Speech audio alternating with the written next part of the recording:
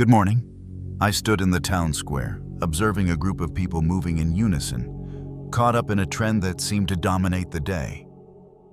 They wore the same style of clothing, spoke in similar tones, and exhibited the same expressions of enthusiasm. It was clear to me that they were not acting according to their own reason, but were merely following the current wave of popular opinion, like leaves in the wind. A question arose within me. Who started this trend, and why are they following it? I approached a young man from the group, asking him directly, "Tell me, why do you follow this trend?" He paused, a look of confusion flickering across his face. "I suppose it's just what everyone is doing," he replied, as if this simple answer justified his actions. The truth became glaringly clear. The masses do not question the motives behind the trends they follow. They are guided not by reason, but by the impulse to conform, to belong, to fit in with the crowd. This herd mentality, while providing a sense of unity, is not founded on rationality or moral reflection. The young man, like many others, had simply accepted the trend without ever stopping to ask whether it was worth following in the first place. I reflected deeply on this. It became evident to me that to follow trends without questioning them is an abdication of intellectual and moral responsibility.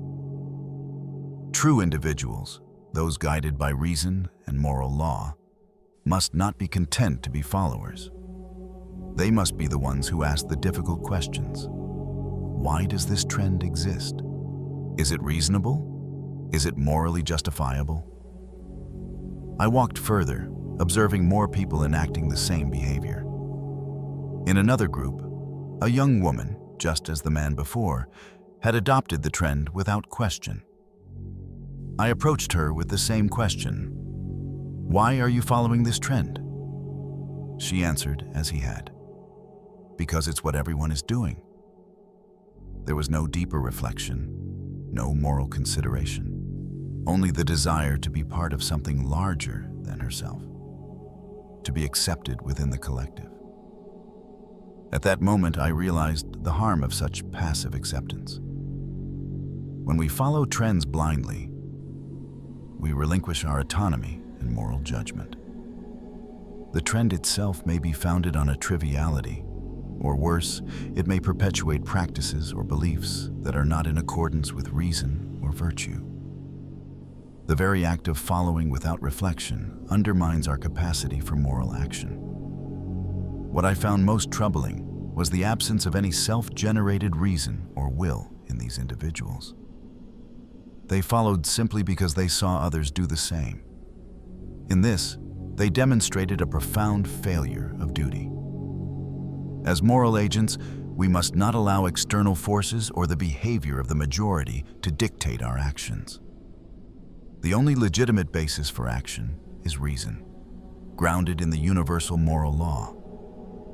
If a trend contradicts reason or undermines the dignity of humanity, it should be rejected, regardless of how many people embrace it. Upon further reflection, I began to understand that the truly enlightened individual is not one who follows trends, but one who creates them, who questions prevailing notions, challenges existing norms, and sets forth new standards that others may follow. True leadership is not in the act of imitating others, but in the capacity to create with reason, guided by a commitment to moral truth. It is not enough to passively exist within a trend. We must each take it upon ourselves to question the validity of societal practices and, when appropriate, challenge them. This requires intellectual courage, for to stand apart from the crowd often brings discomfort, the risk of ridicule, and the burden of isolation. Yet, such courage is necessary for moral progress.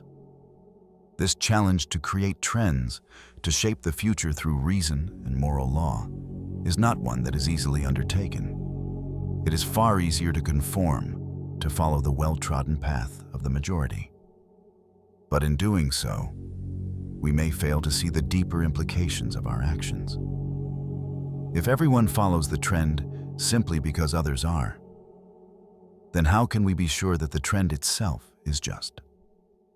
At that moment, I posed a question to myself. Would I too follow the crowd if it led me down an immoral path? The answer was clear. I would not, for I must be the one to lead, not merely to follow. Task. Today, reflect on a trend you're following. Is it guided by reason and duty, or just imitation? Question trends and let reason, not others, guide your actions.